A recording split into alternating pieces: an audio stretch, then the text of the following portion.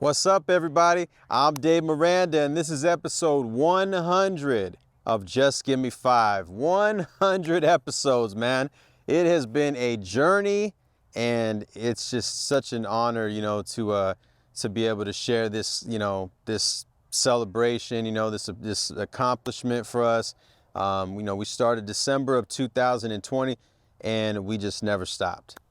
So you have, when I tell people 100 episodes, you got to keep in mind that's 100 weeks that we have just been putting in work and providing amazing content for all of you. So, and thank you guys, for continuing to rock with us.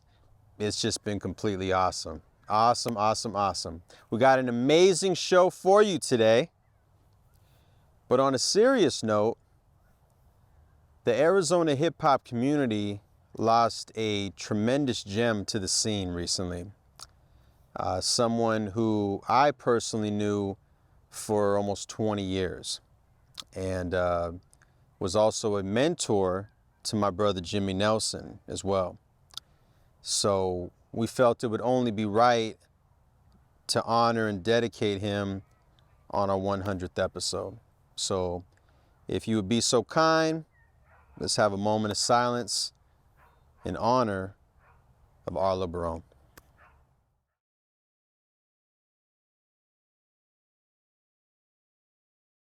If you guys caught episode 99, though, you saw we had none other than the one and only DJ John Blaze. And let me tell you, I've known Blaze for many years, always been a solid individual. He's done a lot for the community. He continues to do a lot for the community now. Everything he's got going with Respect the Underground, Icon Radio. I mean, he continues to push the envelope, and he helped me tremendously throughout my music journey. I will always be grateful to him, and it was such an honor to have him on the show. And, make sure you guys watch episode 99. All right. But today's guests are two individuals who started off collaborating in music together, then decided to form a magnificent show for all of you. We're going to talk about how they got into music. We're also going to talk about how they met. We're going to cover how and why they decided to start the Just Give Me 5 show, some memorable moments, and so much more. So ladies and gentlemen, without further ado, I present to you Dave Miranda and Jimmy Nelson. Yo, what's up, everybody? I'm Dave Miranda. And I'm Jimmy Nelson. And all I'm saying is just give me 5.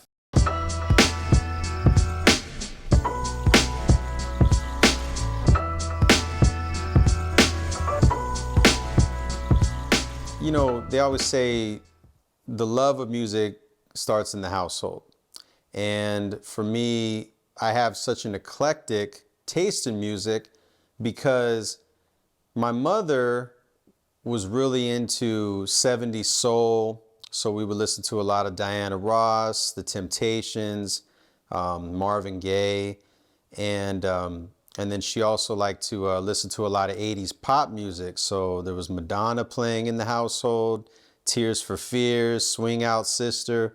So I really gravitated towards a lot of that as well. And then my father was a really big fan of oldies and classic rock. So he really got me into like Eric Clapton, Billy Joel, the Doobie Brothers, all of that stuff. And so that's really where everything started for me as far as the love of music. And now, as far as getting into music, that was when I actually got introduced to hip hop. And so that was in around 1989. I was 6 years old. And my grandmother at the time had just gotten cable. And back then, cable was like, it was the black box, that you would have on top of the TV. And these were the old TVs. They used to call them the floor models because they would just have wheels. There was no stand or anything. You weren't mounting anything on a wall or nothing. And it was just the TV flat, the big, huge George Jetson looking joint. And she had gotten cable that year. And so MTV was doing a show at that time that had just started out with a show called Yo MTV Raps. and it was brought to you by Dr. Dre and Ed Lover. They were hosting it. Fab Five Freddy was on there as well. He used to handle a lot of the street promotion, so he'd be out like at the Apollo Theater, or he'd be out in the streets doing it. But they would be inside the studio and they would play music videos. They would have guests on the show and they would interview them. It was just out of this world. I just loved it so much. And so I remember seeing like Run DMC, Digital Underground, Crisscross, you had Eric B. and Rakim, Kid and Play, Salt and Pepper. And I just remember just this vibrant feeling of being like, that's what I want to do. Like that's something that really, because the soul music, the oldies, classic rock, it all did something great to my soul as well. But for me, as far as like hip hop, that was something that just really spoke to my soul. And that's something where it was like, okay, like I used to try to emulate these guys. And, there's a photo of me where I think I was like maybe 5 years old or something. I can't remember, but I'm a young kid and I'm rocking. I have like this old like play school mic, and I'm like sitting there rocking this mic, and you just see it. So it's just that photo is something where it was just kind of predetermined. It's like that's something that I wanted to do, entertainment wise, of somewhat, and so that's how the love of that really came for me as far as wanting to pursue it. So I would just like freestyle, mess around and stuff. A lot of it at the beginning was I was just kicking other rappers' rhymes. I wasn't like writing myself at the time. And then in 7th grade, when I was like 12, 13 years old, I really tried to do something with it. And my Uncle Mario Mendeville, my mother's baby brother, he had a little studio set up because he's a musician as well. You might have saw him on the show. We had him on as well. And he plays the bass guitar and he's in a band. And so at the time he had a little studio inside of their apartment in North Phoenix. And I remember I wanted to make like a mixtape, like those old pause tapes and everything. And I gathered up some instrumentals and we recorded, and he recorded me.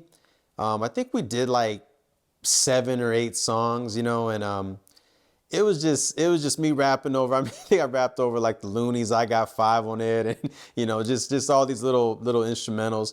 And I was passing them out to like people at school and stuff. He made me like a few copies or something. And when I did that, it was like, it really gave me the itch, to want to do more. And so from then on, I wasn't recording necessarily really after that. I kind of took a break, but I was starting to get more of the performance aspect of it. So I'd go to like house parties, freestyle, we were battling, battling was big, and just anything I could do to just let people know that I had a skill and that I wanted to be heard.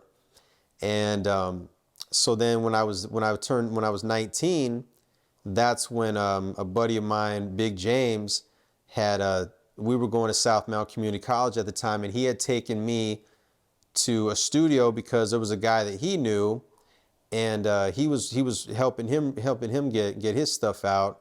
So he took me to the studios in South Phoenix. The guy's name was Pig, I believe. He was like an engineer out there in South Phoenix. And we recorded, and that was like my first time really like being in a studio. I mean, he had like the glass booth and, the walk-in joints. So that was the first time that I actually, was introduced to a real live recording spot. And I fell in love with it. I was like, yo, this is what I want to do. Like, I really enjoyed the recording process of it because it was me being creative. And after that, man, I started, really starting to pursue it and hitting open mics and stuff. And that was really how I got into music. So growing up, I was into skateboarding, starting when I was 10 years old. And the first music I got into around that time was punk rock, like old school punk rock. The Misfits, Dead Kennedys, Sex Pistols, just random stuff. I was drawn to like the nostalgia of like older music and just music that people that wasn't just on the radio, top 40 stuff. Like, so that's how it started out as far as getting into music and growing a taste and everything. But a few years later is when I kind of discovered like underground hip hop. I was drawn to the beats side of things. Groups like Gang Starr, Wu-Tang Clan, Loot Pack, just a lot of Madlib stuff. Learning like all the beats you hear, they're made from other music, and just that aspect of digging through records and learning your history, and then making something new out of something completely different out of those records. And that's also what got me into jazz music.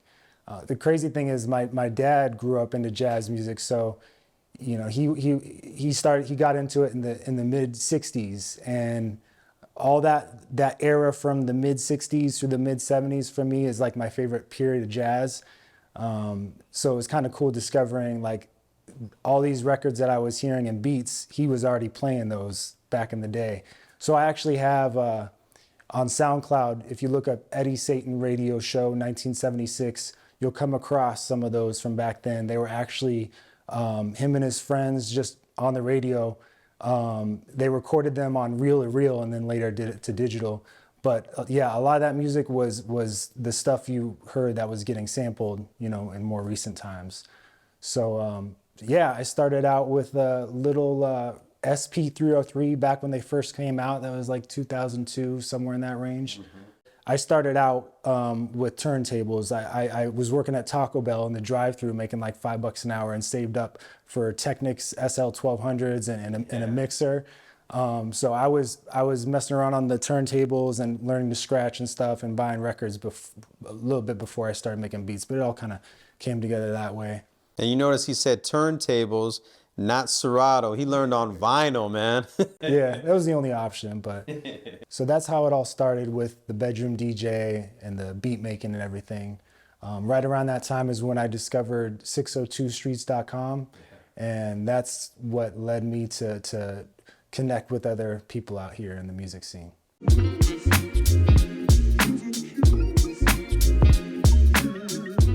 In 2004, I was working at a call center called eTelecare, and it was like a third-party company for Singular Wireless when Singular Wireless was a phone company. And this was like entertainment, the most entertainment like central center of the world, man. I mean, like everybody there was an aspiring musician, an aspiring actor, actress, a model. I mean, you name it, man. Like everybody, there was somebody that was trying to be somebody worked at this damn call center. And so this, I remember this kid named Terrence who was on my team. He was another aspiring MC as well. I remember, you know, because we would just like go like on our lunch break, like me and like other guys there, you know, we go to the parking lot and just like have ciphers and just freestyle, you know what I mean? And just exchange, you know, info and just, you know, really everybody was competitive, but everybody was still like real supportive, like, because, you know, the scene was still kind of fresh, you know, and everybody was still really trying to do their thing. So this kid, Terrence, was telling me, because I was looking for a studio, and he was like, yo, man, he's like, why don't you hit up my boy Nightbreed? He has a studio in Phoenix. And I was like, okay.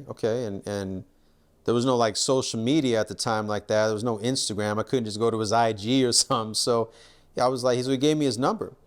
And he was like, yeah, he goes, give him a call tomorrow. I'm actually going to go there tonight after work, and I'll let him know, you know, I'll fill him in and I'll let him know that you're looking to, you know, to work, you know, so he'll be ready for your call.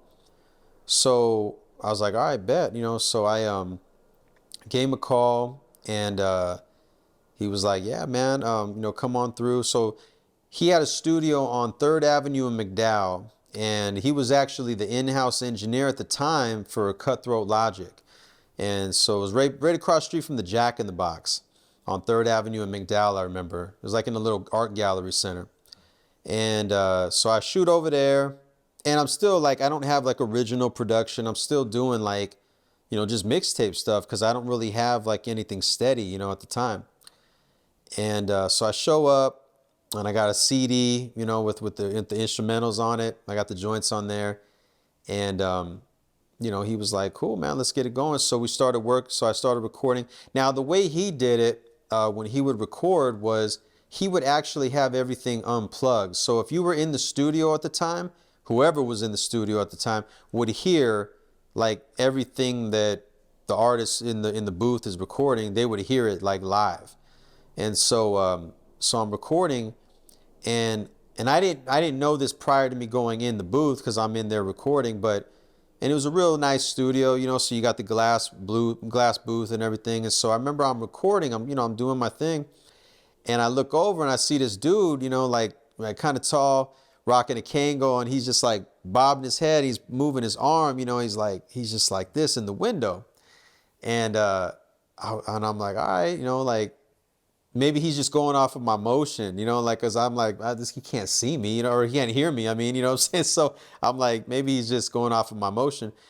And so we finished the joint, and then Nightbreed opens the door, and I walk out cause I just finished, and he was like, yo, man, you got some skills, man. He goes, that shit was sounding dope. And I was like, oh, you heard that? And he goes, yeah. And then that's when Nightbreed was like, yeah, man, I just kind of keep everything unplugged from the outlets from the outside. So I just keep it raw like that. And I was like, oh, okay. So he comes up to me, introduces himself, and he's like, I go by Novelty. And I was like, okay. And he was from Detroit. And, I was like, all right, cool, man. At the time, I was going by D Smooth. Everybody would call me Smooth.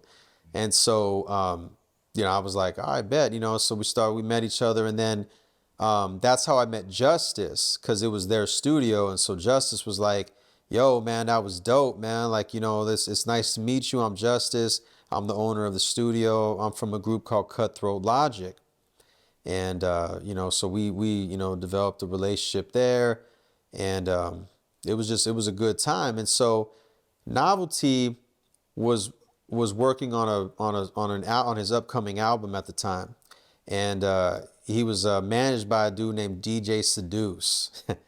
DJ Seduce, man, where do I go from there? But that's for another time, man.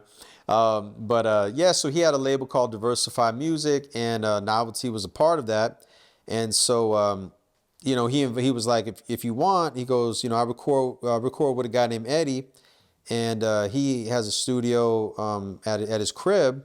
If you ever want to come by, man, like, maybe we could start working on some music together, because I feel like our vibe and our style of music would blend well together. And so, he was like, let's see what we can do.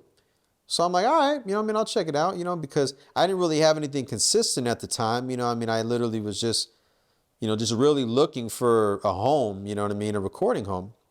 So I'm like, cool, all right, let's do it. So I shoot over there with him probably like a week later, and it was like a Saturday afternoon or something. And we went out to Cave Creek, the old Cave Creek home. And I remember, man, I was like, man, this is out here, this is out here. And so we pull up, get up there, and I remember seeing this tall, skinny Tony Hawk looking kid just come downstairs, and he introduced himself, and he's like, hey, what's up, man? I'm Eddie, and just a young kid, and I was like, hey, what's up, man? I'm Smooth, Dave. And D Smooth. And and so he was like, all right, man. So we went upstairs, I remember, and we started recording, and we did a record called Call Off Sick.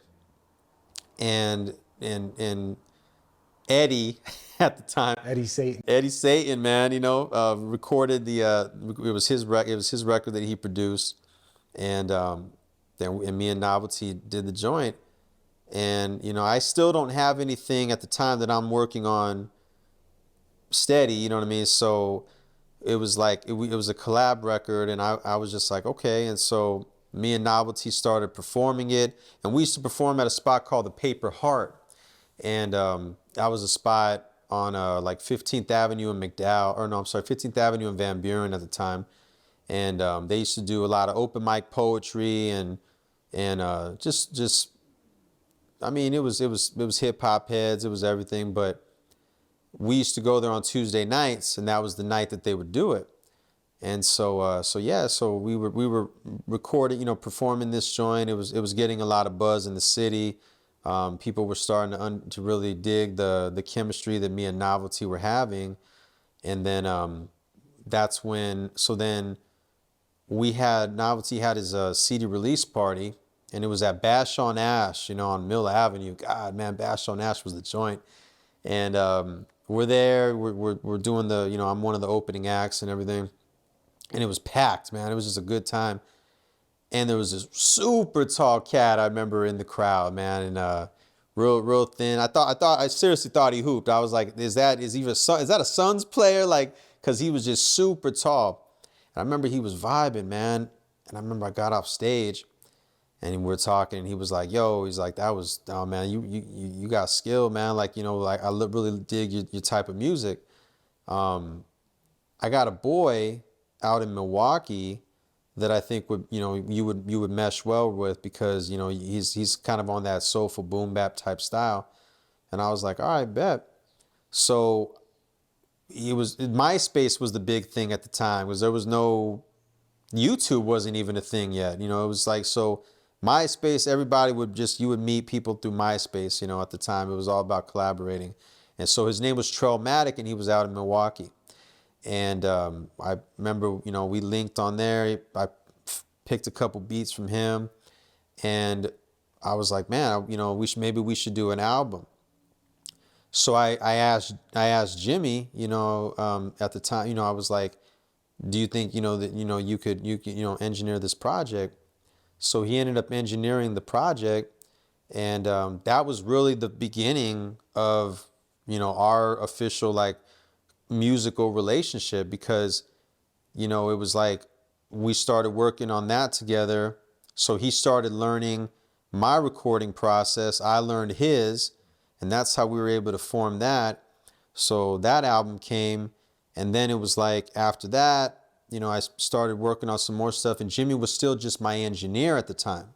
So I was recording with Jimmy. I didn't want to record with anyone else because we had such a good chemistry. And so I stayed working with Jimmy, but at the time he was still just the engineer. So then in 2000, and was it 2008? Yeah. I think we did. Oh man, I'm trying. Better Plan. I think that was the record that we did. I remember at the time, my man Blaze Rock, he had ArizonaAZBeats.com. And so that was the forum. If you haven't seen his episode, definitely watch that, because he gets into real good detail about it. But so it was a forum, azbeats.com, that, was designed for local artists, DJs, producers, engineers, promoters, cinematography, like film directors, everything, everybody could go to this site. And so I remember I threw the joint on there, and man, like the response, was just like, yo, like this record is crazy. Like, yo, who did the beat? Yeah, yeah. And that's when and I think at the time you were still going by Eddie. Yeah, Eddie's saying. And so and then after that, we start, so the response was crazy. People were like, yo, this is nuts. And it was just, I was like, we kind of filled a good niche, though. There wasn't really other people that were doing music the way we were doing it, like as far as my beat styles and your style as an MC. Exactly. And up until that moment, I felt like no other producer really had kind of challenged me in a sense to really even step up my bar game and just step up my game, period. And I felt like until I started working with Jimmy, and I just felt like that was when, because of the way everything was structured and how he made everything so it was so polished. I'm like, I gotta come. I can't come half-ass on this. So when people heard it, they were like, yo, like you could hear the difference on that record. It was people were like, yeah, man, okay, like you guys got something here. Let's hear more. So the demand was starting to come, you know. So we did one other record. It was, I think, in this one I believe was called Yes I Can. Yeah, it was Yes I Can. And same thing, man. People were like, yo, man, y'all are 2 for 2 now. Like this is getting kind of crazy, you know what I mean? And so after that, man, I just told him, I go, you know what? Instead of just doing a couple joints here and there or something, why don't we work on an album? He was like, hell yeah. And so we kept Yes I Can. Better Plan didn't make it on the project, but Yes I Can did, and we just started doing more and more records. And then it got real serious because that's when we did the record The Game Plan. And this one was featuring Jaz-O, you know, so people who aren't familiar with Jaz-O, if you're familiar with Jay-Z, then, you know, he was pretty much, I mean, Big Daddy Kane was his mentor as well, but Jaz-O is the one who really got him into the game and really showed him his whole style. They used to be called the Originators. They were actually a duo. And Jaz-O had the double time, the fast rap. And so Jay, when you listen to early Jay records, you hear Jaz-O all day. Just listen to the record Jigga What, Jigga Who. Jazz is on the third verse. It's just a no-brainer. And the way we were able to get that connection was because I had done a mixtape a year prior, and it was with a DJ out of Connecticut by the name of Speak Green. And the mixtape was called The Wonderful World of Mr. Miranda. And we had the release party at Bar Smith, and it was on the rooftop. I'll never forget, it was like a Sunday night. We packed it out, man, and it was raining. It was nuts. But Speak was DJing for Jazz. And so he ended up having him come out as a special guest. And him and we clicked. We just made a really nice bond with one another. And so after that, man, we dropped him off at his hotel. He was like, yo, we should do a record. And I was like, hell yeah, man, hell yeah. And we ended up making it happen. And so when the time came, I said, Jimmy did the production, and I was like, yo, I think this is the one that I should approach Jazz with. It's perfect. And so I approached him with it, and we ended up making it happen, man. And a lot of people out here, you know, say it was like an Arizona classic. Shout out to my brother DJ Mad Rich. We had him do the cuts, clean cuts, man, like just straight up like Primo style. Like it was insane. And so we had that record, and then, you know, more and more started coming, and then that's when we were like, okay, let's come up with a song title or an album title. I was a big fan of the movie Eddie and the Cruisers. It's actually my favorite movie of all time. If you haven't seen it, check it out. It came out in the 80s. It was about a band from New Jersey, and the lead singer, Eddie Wilson, would always say when they were doing like practice, when they were having rehearsals, and people started talking and, you know, whatever, and he wanted to get back to getting busy, he would always say, let's get on with the music. And so we ended up calling the album that. And it did really, really well, man. I mean, it really showcased both of our talents. It really got Jimmy out there on the production tip. You know, people were like, you know, once they heard it, you know, I mean, it was a game changer for a lot of people. This was in 2009. And then it actually landed us a deal in Tokyo, Japan. River City Records ended up picking it up. They picked it up in 2010. It was in Tower Records out there, and they ended up doing a remix to the Game Plan with Jaz-O, it was magnificent, man. You know, and then we followed it up with that in 2010 because we were just going strong, and then in 2010 we followed it up and we had the J&D Experience. And that was another one that was, you know, critically acclaimed. You know, a lot of people loved it. We had Sean Boog from the Away Team on there. You had Ariano, DJ Les. I mean, it was a real solid project as well. And shot a lot of videos for it. It got a lot of love online. This was back when like the blogs were still popping. You had like Two Dope Boys, Nah Right, KevinNottingham.com. Kevin Nottingham became a good friend through Speak Green, so he supported it like crazy as well. And we just really started pushing, man. And the beauty about that situation though is that if you're paying attention to what I'm saying, Jimmy was there for really the height of my music career, and now he's with me at the height of this journey as well. So that right there is just something that I really don't take for granted, man, because you see a lot of people these days that start projects together, and they don't even really know each other, and then it just doesn't work out. You see them, they fizzle out, or they have arguments and falling outs, and we're going on almost 20 years, man. To be in 2023, to be like 19 years, man. That I've known him and that I've been working with him. It's not like that we were working at Taco Bell and we were just old co-workers at one time. It's like, no, it's like when I met Jimmy, we got busy. Like it was like entertainment, like through music and now through this. So we've been working together for like 19 years, man. And, this is like really like my little brother, man, my little big brother, what I'm saying? But it's been great, man. And, we're just gonna continue to keep pushing. But that's really like the whole story, man, of like how, what was, if I could ask, now I feel like I'm interviewing you. If I could ask, what was like one of your like greatest memories, like during that time, like when we were working on our projects together? I think just in general, that time frame when I lived in East Mesa, Yeah, man. in a house. It was after I moved out from my parents and everything. Yep.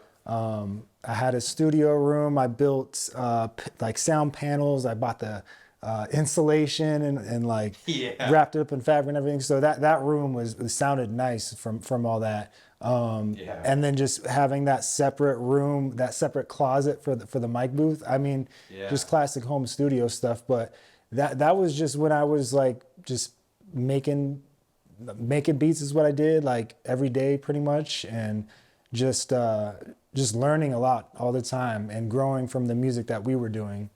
So we kind of developed a sound that just worked together. But I just remember in those times, just when he'd come through and we record a song and I'd get the rough mix down and then like just playing it in the car right afterwards. Sometimes we just go through it for a random drive just so we could hear it in the car. Hear it, man. And because you got to do the car test. You got to do the car test. That's required. Yeah.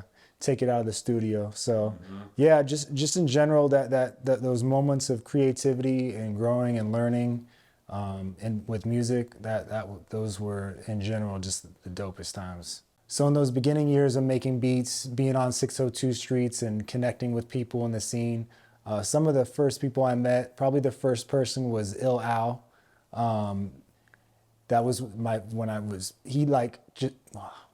so one of the first people I met was Il Al, and he heard my early stuff and kind of heard the potential. So that was kind of inspiring, meeting someone that was already kind of doing music and people were listening to him. And then right after that, I actually connected with Arlo Barone. Rest in peace, Arlo. Kind of the same thing. He kind of heard that potential of what I was doing. I was just learning, but he heard the potential. And at that time, that was when they were known as Geist Audio. They weren't TSOI yet. Right. It was Masterclass Media, Geist Audio. So, man, early TSOI stuff. I did a few beats on the album. Actually, probably only a couple. The one with Nonsense and then the outro. But at that same time, I was connecting with individual members of TSOI. So Sneaky Pete and Nonsense were probably my main two that I worked with and did a lot of music with. And some of that was wild stuff, like just the type of beats I was making. Like it was like psychedelic jazz mixed with hip hop, and it had like that darker sound. So I do stuff that was kind of jazzy and laid back, and then the Eddie Satan stuff, which was like Miles Davis Bitches Brew made into a beat or something with like crazy ass Sneaky Pete on there and nonsense. Just their different styles, and that was when I first started recording music before I met Dave. I was learning to record music, record vocals over the beats I was making. So that's when it was really all coming together as I was becoming like a producer. I wasn't just making beats, I was recording the music with artists. And then shortly after that is when, like Dave said, through Sule, I knew DJ Seduce and Novelty at the time. And Novelty was a dope fit because he kind of sounded like Guru in his own way. Yeah. And because he had his own style and everything. And those were definitely the type of artists I wanted to connect with, that I felt that, would sound good with my beats and everything. And then shortly after that is when they brought D Smooth through. And yeah, it was that track. It was something Janie. Oh, Janie, That's right. So that's the first track. Janie, that was the one. That was my beat, and that was Novelty and D Smooth. Yeah, man. Yeah, crazy. That was the first joint, Janie. That's right. It'd be that's funny right. to find that track. Oh, we have to. At this point. So that's pretty much how it came together, how we met, and how our music journey came about.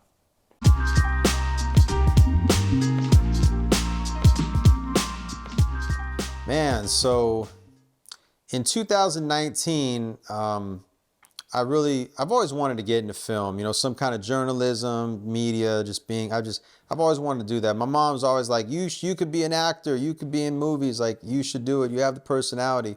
But I was always so one-sided when it came to things. It's like, no, I'm just gonna work on music. I'm gonna do this.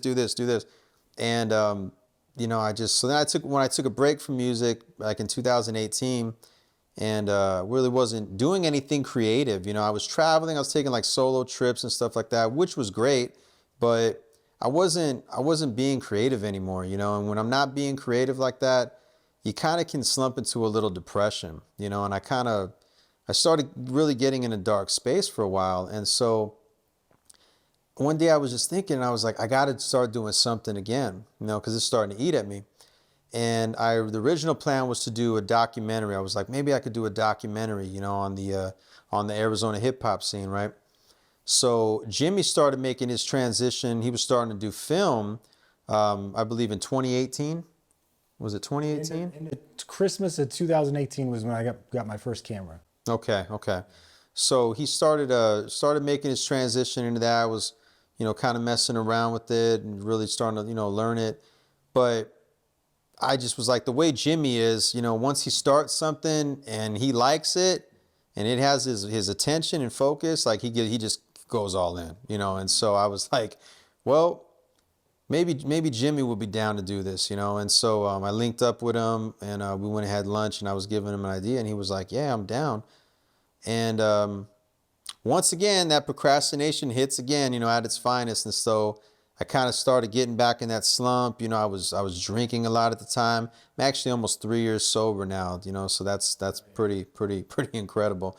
But at the time, I just was still stuck in that dark space. And so you have those voices in your head that are saying, no, don't do this. No, you won't be able to do that. You won't be able to succeed at that. All the negative shit, and so, right. And so, I just kind of, it just kind of fell on the back burner again. And, all of a sudden the pandemic hits, and now it's like you can't be around people, and everybody's isolated and the world's closing down, right? What I did is I started watching a lot of people started getting on Instagram Live, and they were doing interviews because everyone was home. So everyone was on their phones because they were doing these Instagram Lives. Like, you never saw that. It was very rare prior to the pandemic that you would see people on Instagram Live.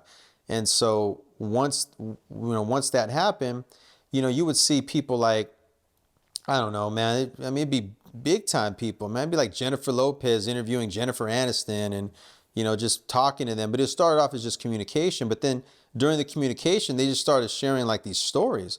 So then like some of my like hip hop heroes were starting to do them as well. And you had like Kid and Play with like Kid Capri, and they're talking and they're telling all these stories, man, from back in the day. And I was like, yo, this would be dope, you know, and just the way it looked. And so I was like, well, I don't want to do an Instagram live. I was like, but maybe we could do, I could, man, something that could be like, I could host it, and it could be interviewing a lot of the guests in the scene out here, because now I'm starting to kind of go back to the documentary idea, you know, that whole concept of interviewing people in the scene. But I wanted it to be like the people that, like the OGs out here, you know, the people that I really feel like have been putting in work for so many years, because that's where the history is. And so a lot of the people that may have been, feel like they're forgotten, you know what I mean? But really were active in these streets and in the industry and in the scene, period. So I hit Jimmy again, and I was like, yo, what about this idea, man? What if we did a show instead of a documentary, and we just interview a guest, and we could just, I'll come up with some questions, and we can make it an actual show. I didn't want to do, a lot of people were doing like Zoom stuff at the time, and we just didn't like that. I was like, I still am not really a big fan of that stuff, but I mean, I get it. You know, you want to have content, so you got to do what you got to do, you know? But I really wanted to do something in person. And at the time, I remember they were saying like, you know, outdoors were safe. Yeah. They were like, you could film out, be outdoors. It's open air, like it's safe or whatever, right? I was like, well, then we'll just do that. And at the time, it was December of 2020, so the weather was nice anyway. You know, it wasn't like it was July 15th, and we did it. And every week. And it was every week, man. And it started off, the very first guest we had was Miranda. Shout out to my brother Miranda. You know, like I've been on, God, I want to say like maybe 6-7 tours with Miranda. I've known him for many, many years. It's like a big brother to me. We ended up having him. It only made sense. I was like, I gotta have my bro Meg on the show. So he was able to be our first guest and set it off. And it's funny because sometimes every now and then I'll go back and I'll watch it, and just to see the growth, because it's like you had two guys that really just had never done anything like this before. It was our first time, we were virgins to this shit, you know what I mean? And it's like, that was like the episode that just popped the cherry, and it was like, here we go, and so it's really awesome, man. And it's like, God, we are just, this is our 100th episode right here. I mean, 100 episodes, man. And when I say 100 episodes, people got to understand that it's 100 weeks. Mm-hmm. It's like we literally started this in December of 2020, and we have not stopped. I mean, we have dropped something every single week, and it's a blessing, man. I mean, it truly is. And we've provided a platform for a lot of the heroes out here. I don't want to say unsung, because they're legends out here to me, man. And people out here that have just really contributed to the scene and added value, man. It's like, that's the most important thing in life, it's just, did you add value? And so that's what these people have done, from radio personalities, DJs, music artists, hip hop artists, vocalists, singers, you name it, man, any kind of entertainment. We've had all of them on here. And the amount of gratitude that all of them have showed us is just, it's beautiful, because a lot of them are individuals that, just feel like no one cares, or, they've forgotten about them, they're has-beens. And it's like, this platform was designed to let them know that they are special, and they are important, and they are gems to this community. And so it's been beautiful, man. And we're about to hit our 2-year anniversary coming up next month. And it's been beautiful, man. It's been a really, really awesome journey.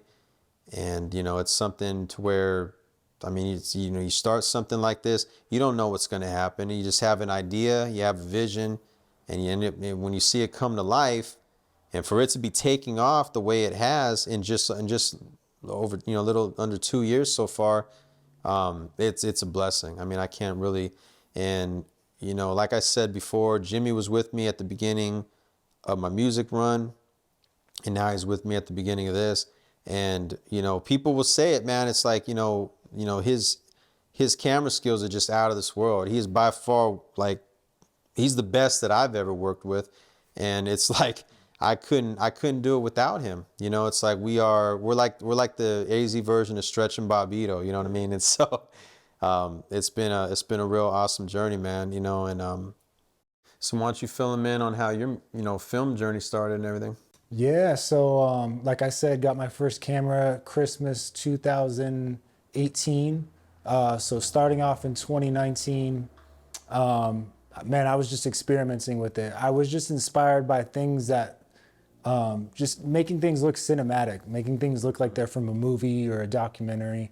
It's kind of like a blend of real life, but also just that dreamy movie feeling. So that's kind of what inspired me.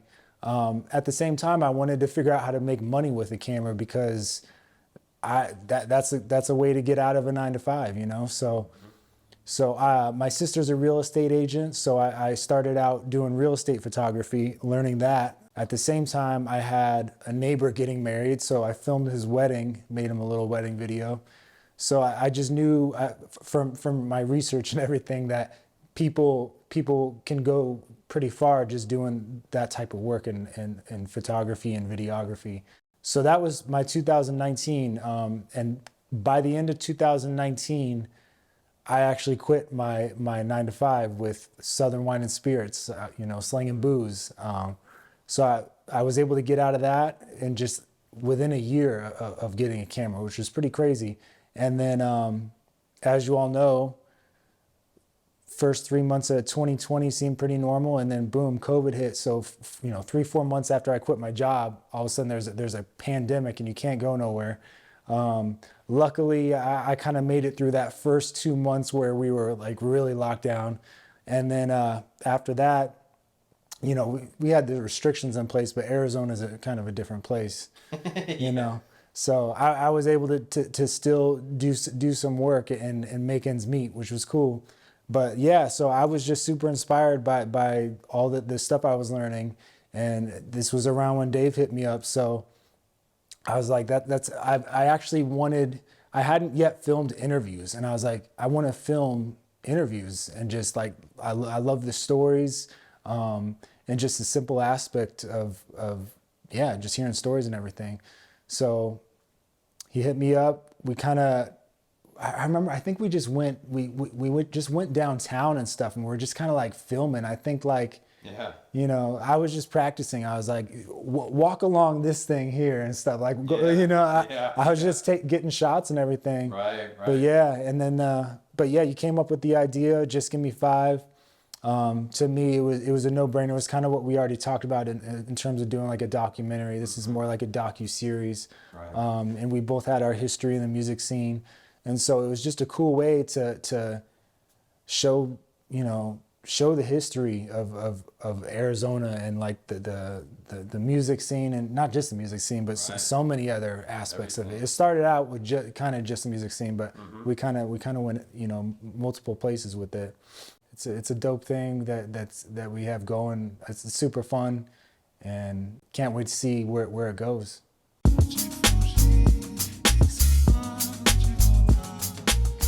What inspires me to keep going? Man, just like Dave said, I always have to be doing something creative.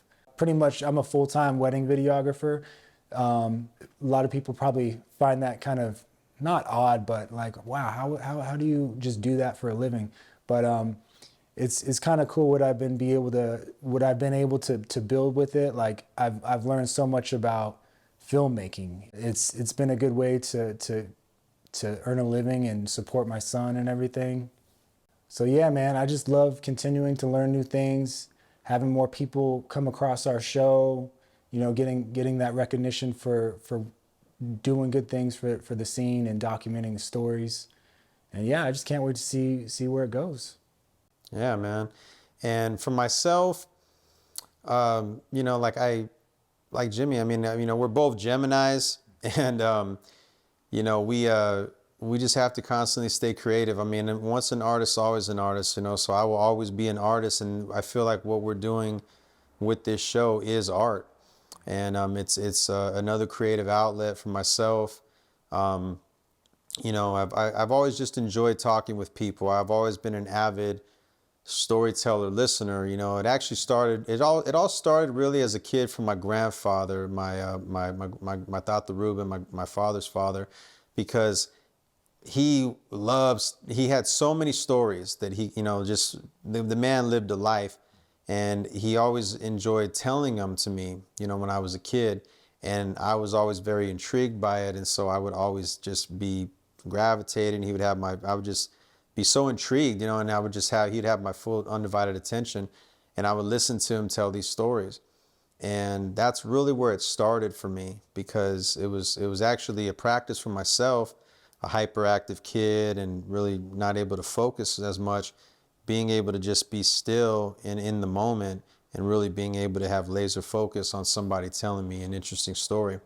And that's really where it started, man, and so I just truly enjoy it. And I've always felt that I have that, it's natural, to have I have an outgoing personality. I'm able to connect with people. It's a gift of mine that I've always felt very, very proud of. And, being in the scene for so many years as I was, really establishing those relationships and having the people appreciate it and show their love, for what we're doing now.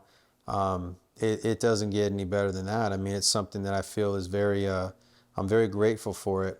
And it's something that definitely inspires me, to not only keep going with the show, but to keep going in life, period. I love it, man. And I don't take anything for granted. We have a lot of work to do. We've done a lot of work, and I feel like, there's just so much more greatness to come. And as long as we just continue to stay consistent, keep that fire inside, and that love and that passion, because you got to love what you're doing.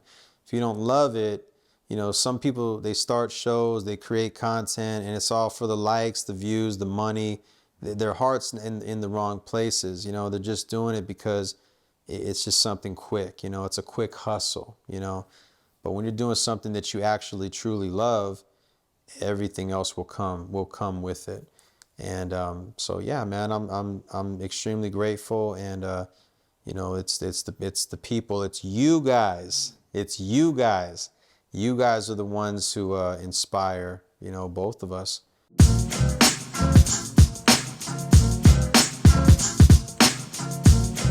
I can take this question a couple different ways. The special part, as far as, we're all unique as individuals. For me, I've loved just being myself. And even as a kid, whatever I was into it because I loved it, and not because it was popular or because whatever people thought. I wasn't afraid to be, alone if I had to be able to do what I want to do. So, yeah, and that led me into music and filmmaking and all that stuff. So, and then as far as being loved, for me, the biggest thing is having a child, having my son, James. There's nothing that can compare to a child's love. And I'm just super grateful that I have that in my life. Well, as far as the special part goes, shortly after birth, I almost passed away, and I was labeled like a miracle child. And I have a scar. I had to have emergency surgery within 3 hours, like after being born. They had to air evac me to another hospital because I was given too much oxygen, and it was affecting my lungs area. And so if I wasn't air evac'd over there in time, within like, I don't know, within like an hour or something, they said that I wouldn't have made it. I would have passed away. So every day for me is special, from that day till now, because, it's something that just couldn't have been.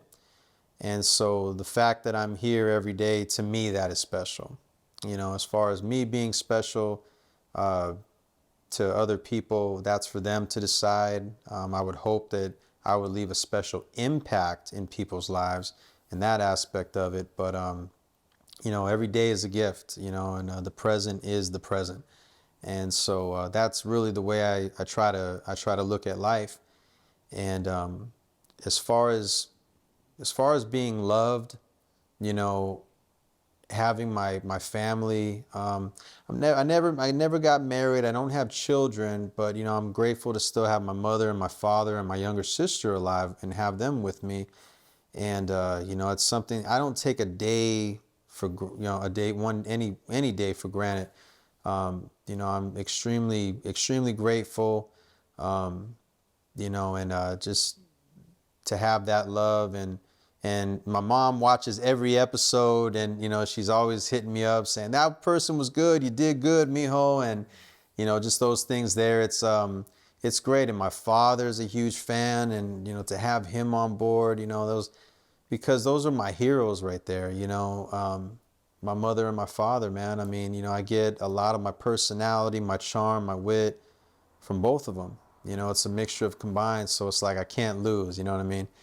And my younger sister, man, that's my road dog right there, you know. And then just the love that from the community, you know, the love from friends and strangers, you know, just people that just really appreciate what it is that I have to offer. Because like I said, man, like it's all about, you know, what you bring to this world, man. Did you add value? You know, that's the only thing that matters. It's like, you know, you never see a U-Haul following a hearse. You know what I'm saying? You can't take any of that with you, man. The jewelry, the cars, the helms, none of that stuff. It's just all about how you treated people is how they're going to remember you.